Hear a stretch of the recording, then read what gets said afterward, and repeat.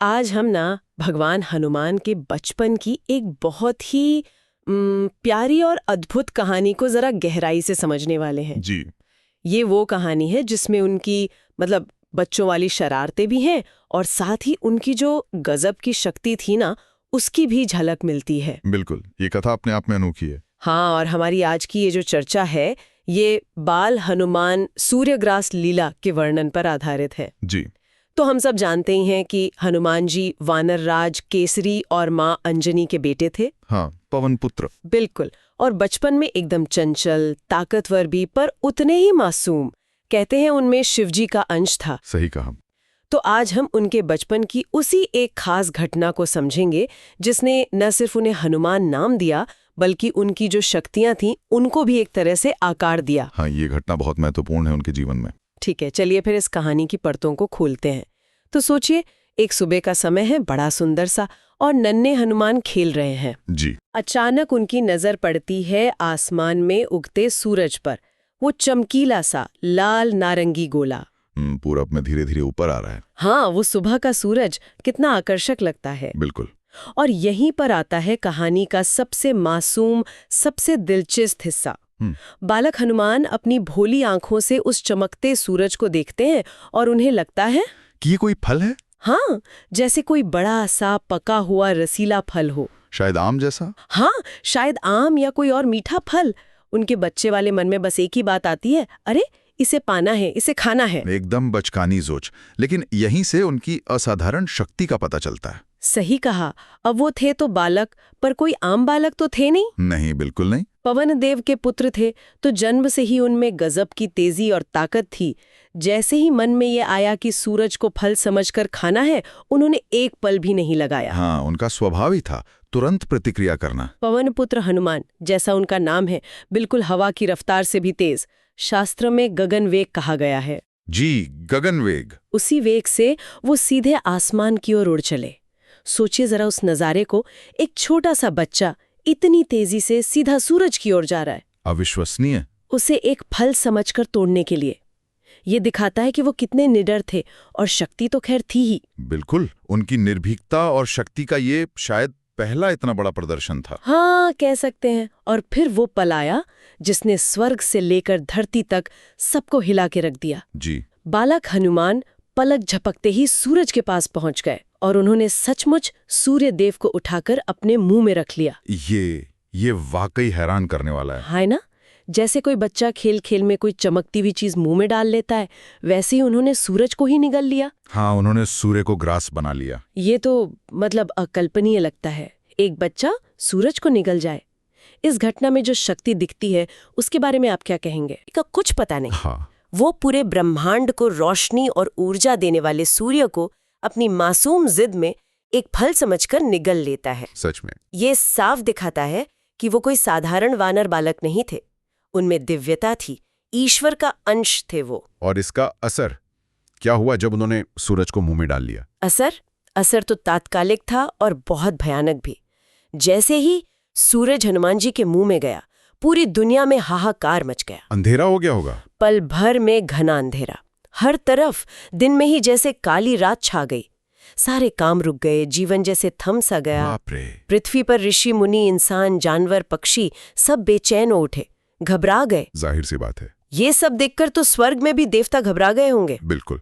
इंद्रलोक में तो खलबली मच गई।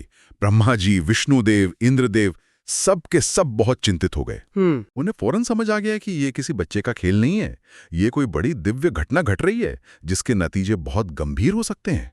तो उन्होंने क्या किया? उन्होंने मिलकर बालक हनुमान से प्रार्थना की, मिन्नतें की। सोचिए, ब्रह्मांड के सबसे शक्तिशाली देवता एक नन्हे से बालक से विनती कर रहे हैं। है ना? उनकी प्रार्थना का सार यही था कि हे अंजनी के लाल, हे पवन पुत्र, कृपा करो। ये सूरज कोई फल नहीं है, ये तो पूरी दुनिया की रोशनी है, जीवन का आधार है। हाँ, उन्होंने समझाया कि इसे बाहर निकालो, वरना सृष्टि का संतुलन बिगड़ जाएगा, जीवन खत्म हो जाएगा। लेकिन बालक हनुमान शायद वो समझ नहीं पाए या अपनी ही धुन में थे। हाँ, शायद बाल लीला में मगन थे। देवताओं की विनती का कोई असर नहीं हुआ उन पर। तो फिर देवराज इंद्र, जो स्वर्ग के राजा हैं और व्यवस्था बनाए रखने के लिए जिम्मेदार हैं, अच्छा, उन्हें स्थिति की गंभीरता देखकर क्रोध आ गया। उन्हें लगा कि अब सृष्टि को बचाने के लिए कुछ करना ही होगा, हस्तक्षेप जरूरी है। तो इंद्र ने क्या किया? उसी क्रोध में और कर्तव्य भावना से इंद्रदेव ने अपना सबसे ताकतवर हथियार वज्र जी। बालक हनुमान पर चला दिया। वज्र? हनुमान जी पर। जी हाँ। वो वज्र तेजी से आया और सीधा बालक हनुमान की ठोड़ी पर लगा, जिसे संस्कृत में हनु कहते हैं। तो हनु पर वज्र लगने से, हाँ, वज्र का प्रहार इतना जोरदार था कि बालक हनुमान उसे सह नहीं पाए। वो फौरन बेहोश हो गए और आसमान से नीचे गिरने लगे। ओहो, कल्पना कीजिए उस पल की। जिस बालक ने अभी सूरज को मुंह में रख लिया था, वो अब इंद्र के वज्र से घायल होकर बेहोश होकर गिर रहा है। और सूर्य भी उनके मुख से निकलकर वापस आकाश में स्थापित हो गया। हाँ, अंधेरा छट गया, रोशनी वापस आ गई। लेकिन हनुमान जी का क्या हुआ? जब पवन देव ने अपने बेटे को इस तरह बेहोश होकर गिरते देखा तो वो बहुत दुखी हुए और क्रोधित भी। उन्होंने हनुमान को संभाला, सुरक्षित जगह ले गए। और माता अंजनी, उधर माँ अंजनी ने जब अपने प्यारे बेटे को इस हाल में देखा तो उनका तो दिल ही फट पड़ा। वो फूट फूट कर रोने लगी। उफ, कितना नाटकीय मोड़ आ गया कहानी में। एक शरारत इतनी गंभीर हो गई। हाँ, गंभीर तो हो गई, लेकिन शायद यहीं से कहानी एक नया मोड़ लेती है ना। मतलब ये घटना कैसे वरदानों का कारण बन गई। बिल्कुल सही कहा आपने। ये घटना जो एक मासूम सी भूल और बचपने की जिद से शुरू हुई थी, हनुमान जी के जीवन का एक, कह सकते हैं कि निर्णायक मोड़ बन गई। अच्छा, कैसे? इंद्र का वज्र का मारना हालांकि उस वक्त बहुत दुखदायी था और इससे पवनदेव इतने नाराज हुए कि संसार में हवा ही रुक गई थी। हाँ, मैंने सुना है। पर यही घटना आगे चलकर हनुमान जी को वो अद्भुत वरदान मिलने का कारण बनी। ब्रह्मा जी और बाकी देवताओं को बीच में आना पड़ा। ये दिखाता है कि कभी-कभी अनजाने में हुई बड़ी गलतियां या संकट भी बड़े अच्छे बदलाव ला सकते हैं, खासकर जब भगवान की लीला हो। हाँ, ये समझना जरूरी है कि संकट कैसे वरदान में बदल गया। जी।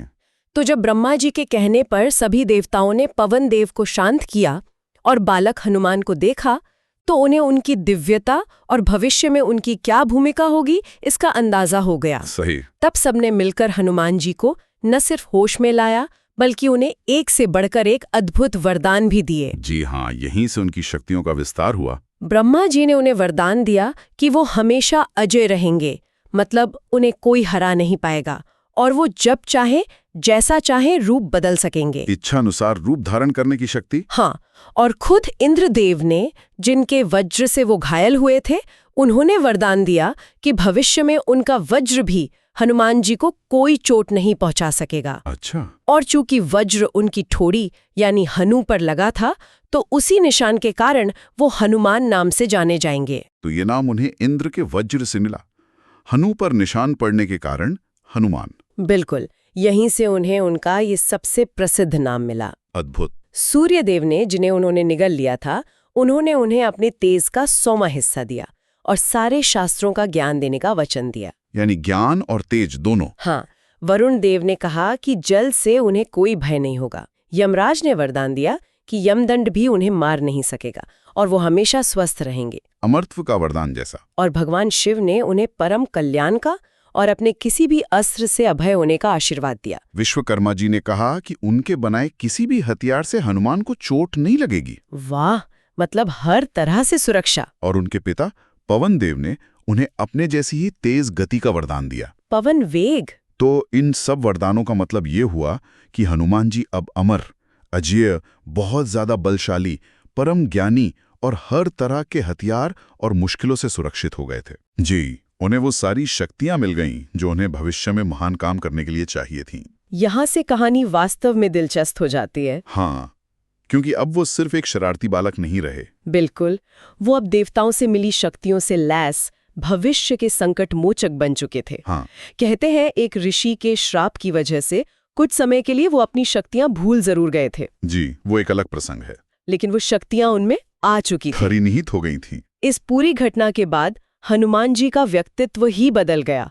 वो चंचल बालक अब अमर, बेहद शक्तिशाली और गहरी समझ वाला बन गया था। और यही गुण आगे चलकर भगवान राम की सेवा में काम आए। सही, वो भगवान राम के सबसे बड़े भक्त और सहायक बने।